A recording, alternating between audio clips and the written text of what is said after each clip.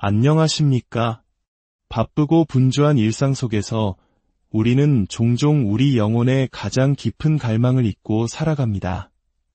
오늘 우리는 우리를 둘러싼 세상의 소음 너머 더 깊고 진실한 무언가를 갈망하는 한 영혼의 목소리에 귀를 기울여 보고자 합니다.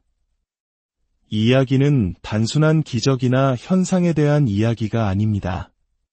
그것을 넘어선 하나님의 임재, 그분과의 얼굴과 얼굴을 마주하는 깊은 만남에 대한 갈망의 여정입니다. 이 메시지를 듣기 전 잠시 시간을 내어 이 영상에 좋아요를 눌러주시고 구독을 통해 저희와 함께 영적인 여정을 계속해 주시길 부탁드립니다. 여러분의 작은 참여는 이 귀한 메시지가 더 많은 영혼에게 닿게 하는 하나님의 은혜의 통로가 될 것입니다. 이 영상을 나누는 모든 분들의 삶에 하나님의 평강과 축복이 가득하기를 기도합니다. 이제 우리의 마음을 열고 하나님의 음성에 귀 기울이는 시간을 갖겠습니다. 아버지 하나님, 이 시간 주님의 이름을 부르는 모든 이들 위에 주님의 은혜를 부어주시옵소서. 주의 이름으로 모인 이곳에 주님의 임재로 가득 채워주시옵소서. 우리의 삶이 더 이상 우리의 것이 아님을 고백합니다. 주님께서 저희 삶의 온전한 주인이 되어 주시옵소서.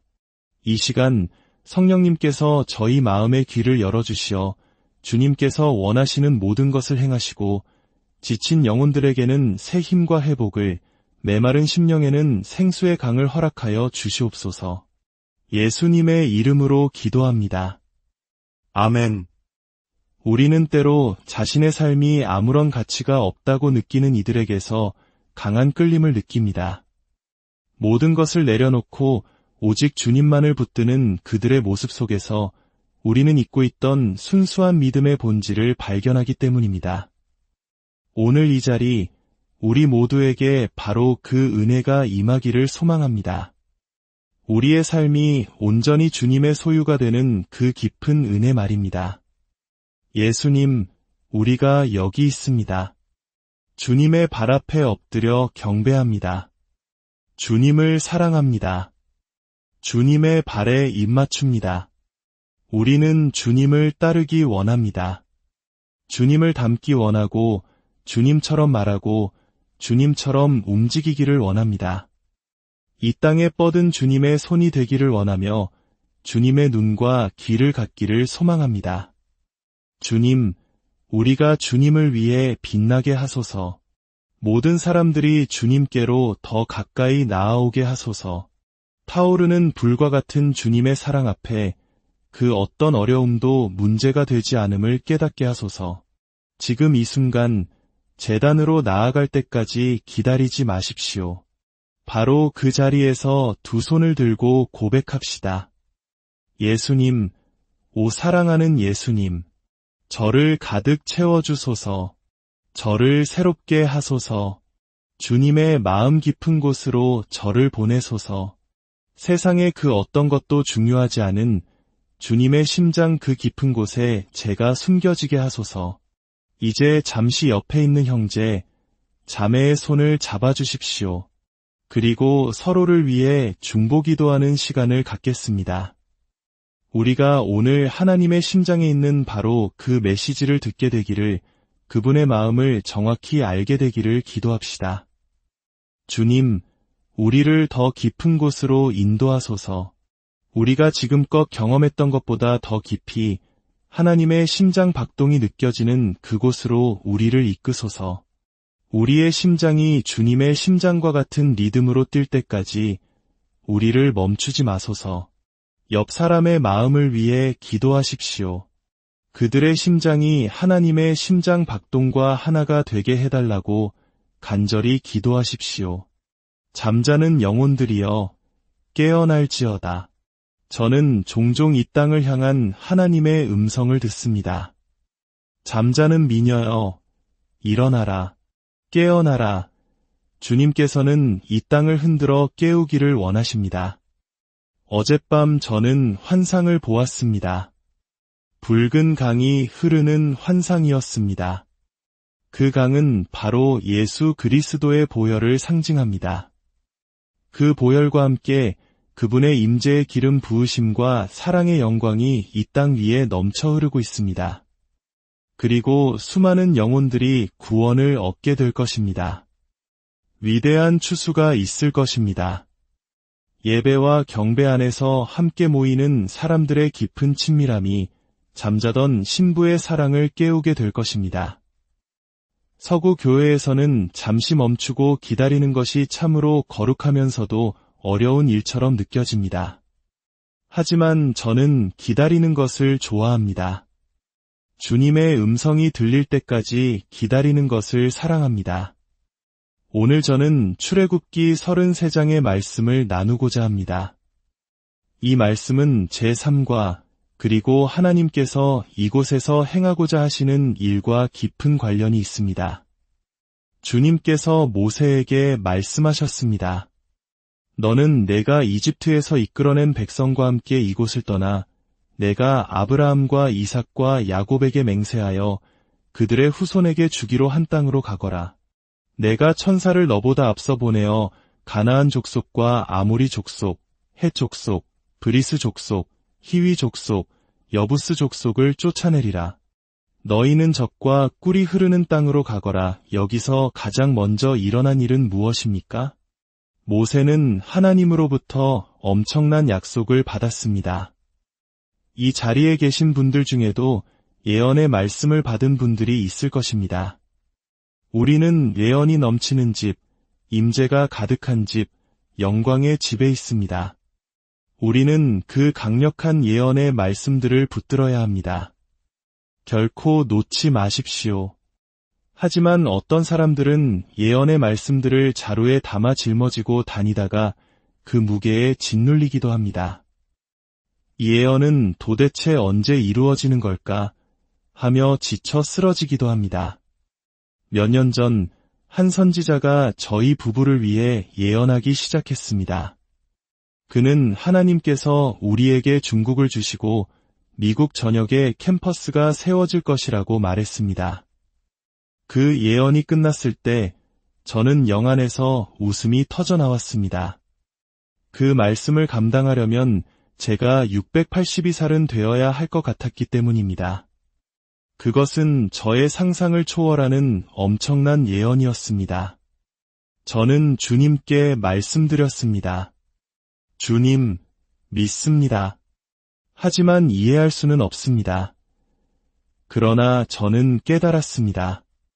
하나님의 위대한 운명은 한 사람이 이루는 것이 아니라 우리 모두가 함께 하나님의 사랑을 전하고 또 전하는 곱셈의 원리로 이루어진다는 것을 말입니다. 우리에게는 두 가지 선택이 있습니다. 엄청난 약속 앞에서 하나님을 믿고 아주 낮은 자세로 엎드리거나 아니면 이건 불가능해라며 포기하고 돌아서는 것입니다. 하지만 지금은 포기할 때가 아닙니다. 우리는 살아야 합니다. 모세에게는 강력한 약속과 더불어 천사의 나타남이 있었습니다. 여러분 중 천사를 본 적이 있는 분이 계십니까?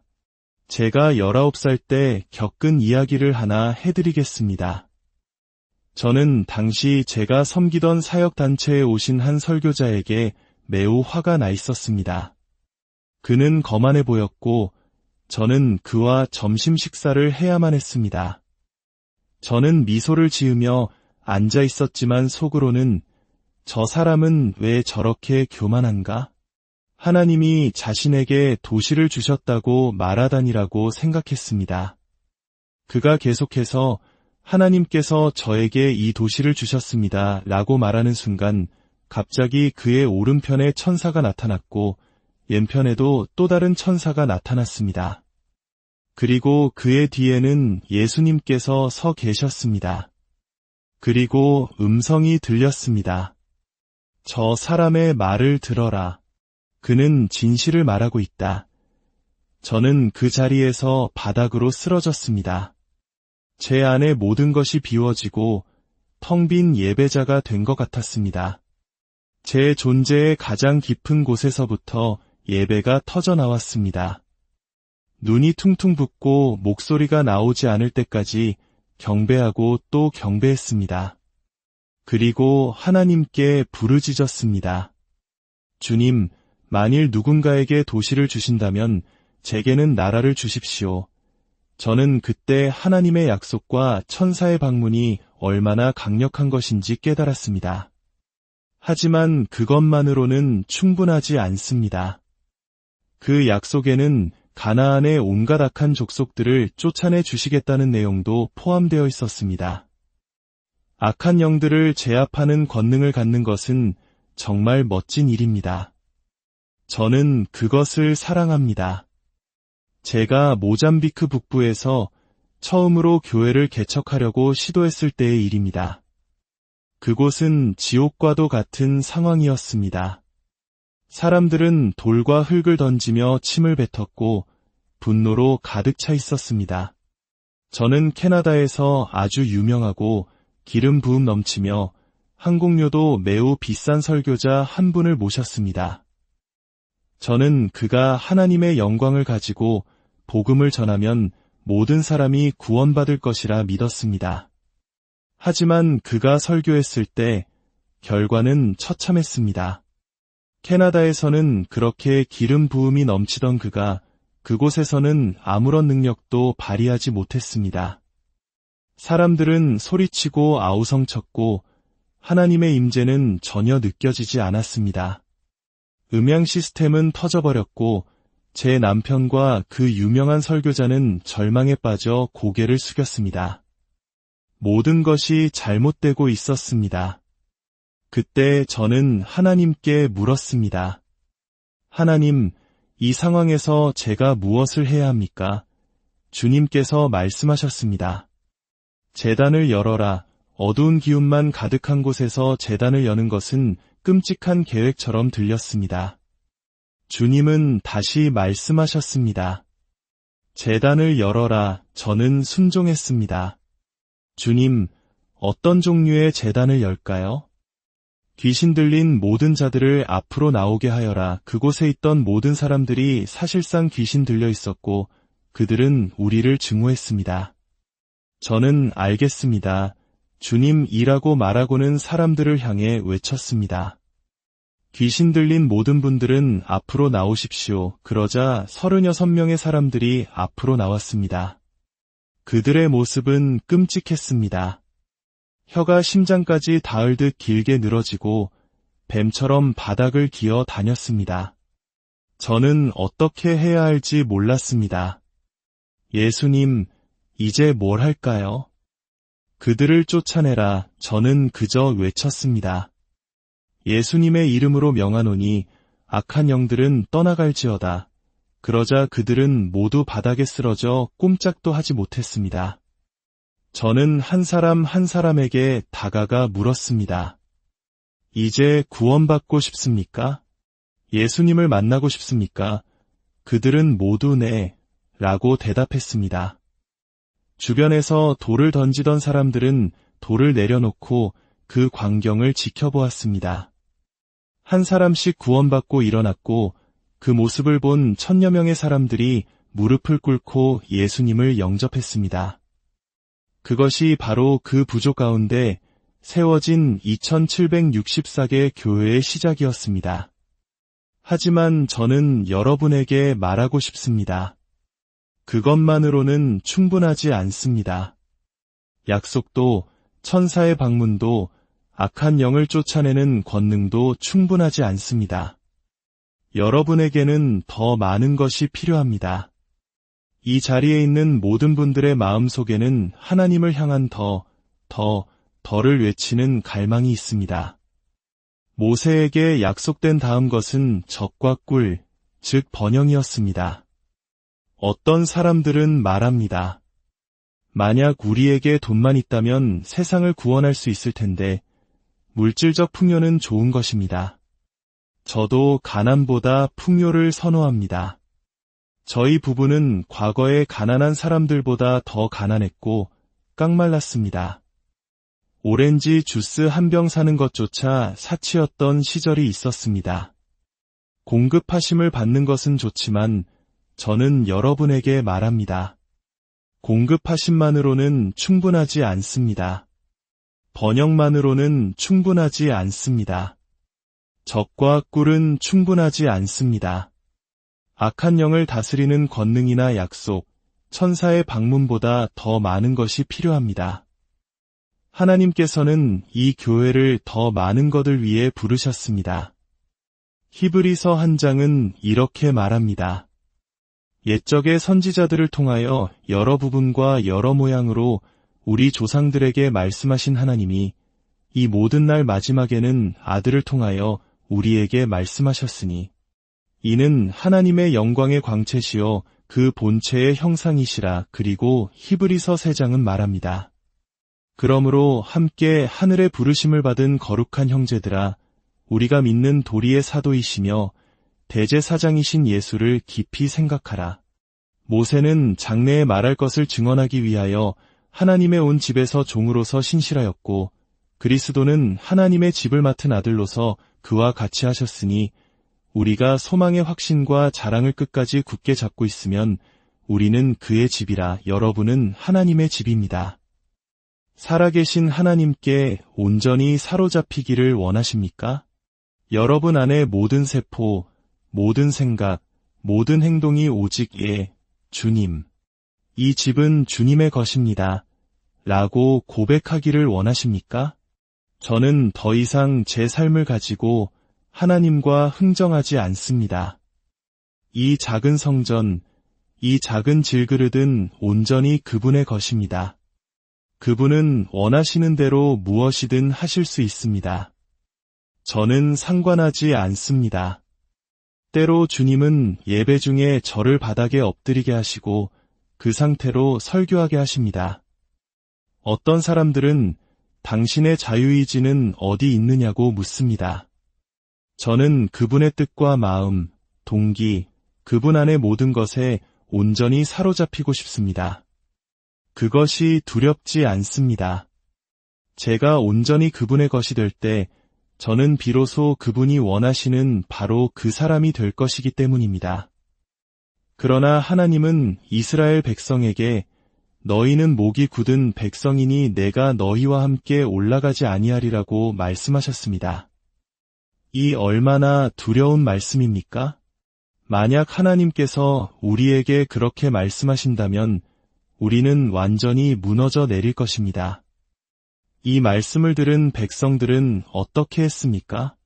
그들은 장막에 들어가 하나님을 예배하기 시작했습니다.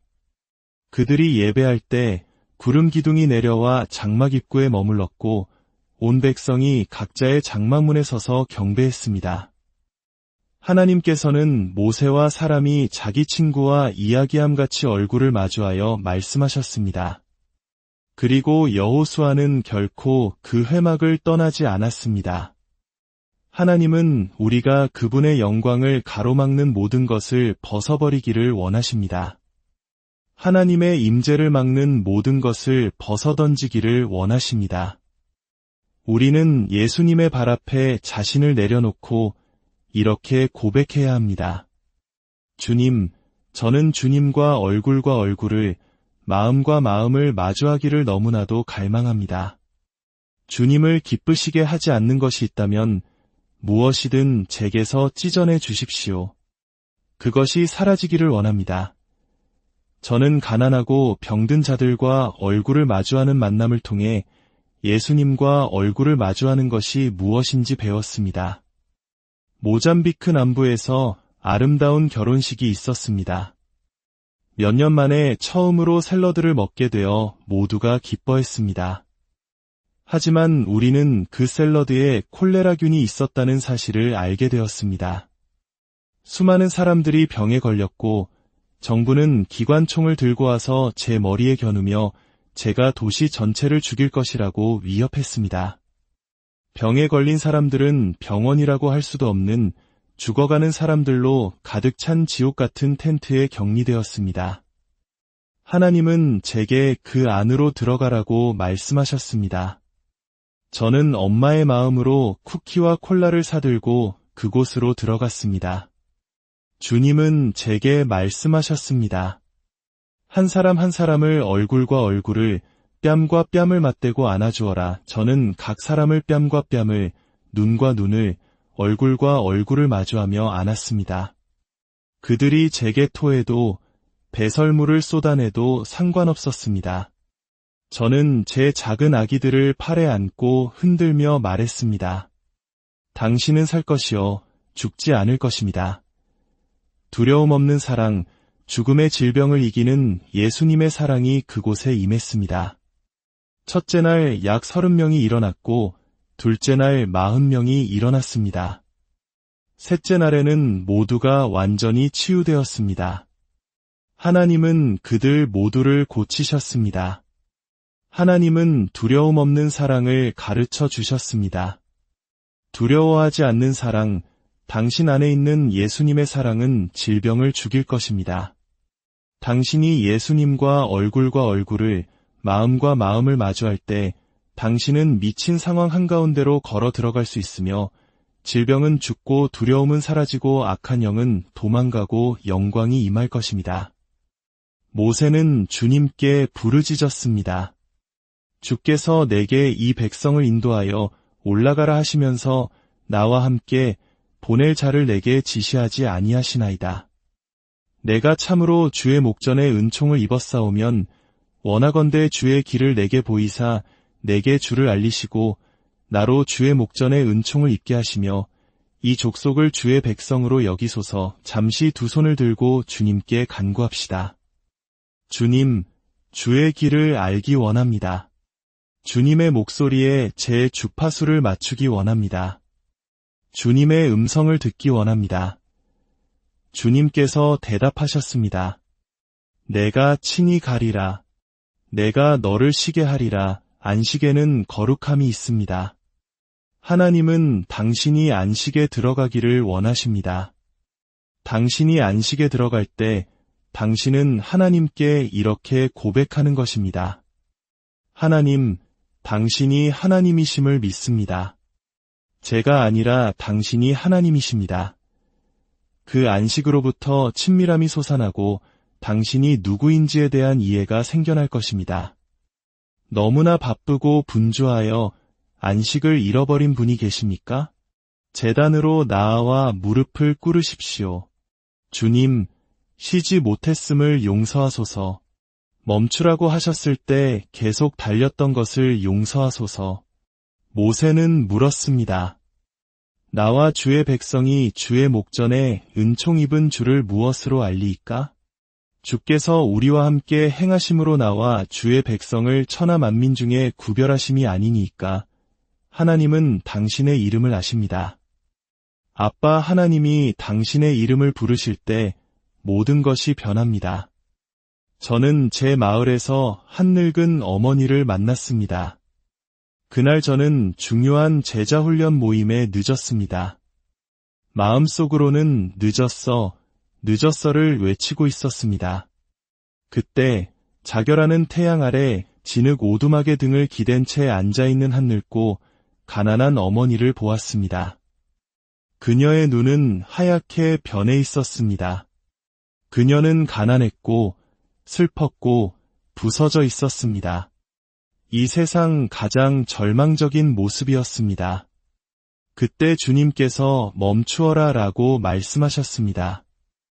저는 10년 동안 훈련시킨 제자들이라면 저 없이도 모임을 잘 이끌 것이라 믿고 걸음을 멈췄습니다.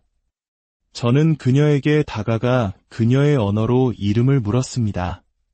그녀는 대답했습니다. 나는 이름이 없어요. 저는 포르투갈어로 다시 물었습니다. 당신의 이름이 무엇입니까? 그녀는 다시 말했습니다. 나는 이름이 없어요. 눈이 멀었다는 이유로 그녀는 이름 없이 살아가고 있었습니다. 모든 사람은 이름을 가져야 합니다. 저는 그 여인에게 우희아라는 이름을 지어주었습니다. 기쁨이라는 뜻입니다. 그리고 또 다른 이름, 당신은 존재한다는 의미의 이름을 주었습니다. 저는 그녀에게 말했습니다. 기쁨, 당신은 존재합니다. 그녀는 이가 서너 개밖에 남지 않은 입으로 환하게 웃었습니다. 주님의 기쁨이 그녀에게 임했습니다. 그리고 저는 물었습니다. 보기를 원하십니까? 저는 그저 그녀를 껴안았습니다. 그러자 그녀의 하얀 눈이 갈색으로 변했습니다. 바로 그 자리에서 그녀의 눈이 갈색으로 변했습니다. 그리고 나서야 저는 그녀에게 예수님에 대해 이야기했습니다. 아빠 하나님께서 바로 오늘 그녀를 위해 멈추셨고 그녀를 아시며 그녀에게 이름을 주시고 싶어 하신다고 말해주었습니다. 그녀는 그날 예수님을 만났습니다. 여러분 중에는 이름 없이 느껴지는 분이 있을지 모릅니다. 얼굴 없는 사람처럼 중요하지 않은 존재처럼 느껴질지 모릅니다.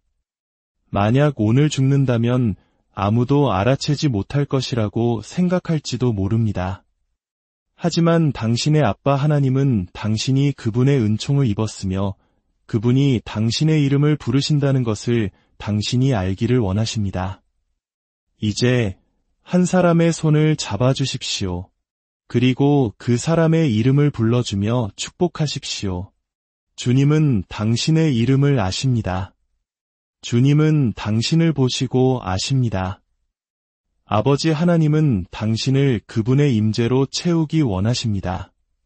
그분의 임재가 당신과 함께 갈 것이며 당신에게 힘을 주실 것입니다. 주님께서 모세에게 말씀하셨습니다. 나는 내게 은혜를 베풀었고 너를 이름으로도 안다. 내가 구하는 바로 그 일을 내가 행하리라. 아빠는 당신의 이름을 아십니다. 당신이 어디로 가든지 그분이 함께 가실 것입니다. 당신은 이름 없는 자가 아닙니다. 얼굴 없는 자도 아니며 혼자가 아닙니다. 당신은 아버지의 사랑을 받고 있습니다. 당신은 기쁨을 위해 존재하며 사랑을 전하기 위해 존재합니다. 당신은 결코 죽지 않는 사랑, 유일하신 분과의 얼굴과 얼굴을 마주하는 사랑의 관계 속으로 부름받았습니다. 하나님과 함께 가십시오. 사랑 안에서 가십시오. 이제 이 말씀을 듣는 모든 분들을 위해 축복하며 기도하겠습니다. 민수기 6장의 말씀입니다. 여호와는 내게 복을 주시고 너를 지키시기를 원하며 여호와는 그의 얼굴을 내게 비추사 은혜 베푸시기를 원하며 여호와는 그 얼굴을 내게로 향하여 드사 평강 주시기를 원하노라. 주님의 이름으로 여러분 모두를 축복합니다. 평안히 가십시오. 여러분의 삶의 모든 여정에 치유의 주님이 함께 하시기를